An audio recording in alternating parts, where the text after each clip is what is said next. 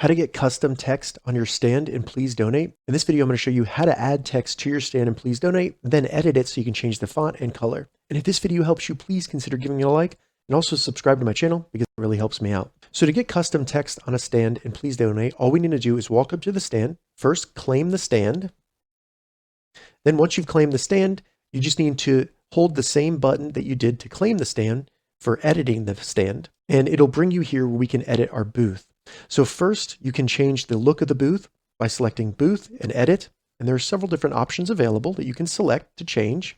After that, we can change the text if we want to add any different text here. I'll just add please subscribe, and please consider subscribing to this channel if this video helped you. Once you have text added, you can then select the text font if you want to change the font, and they have tons of different fonts available. I'll do Arcade.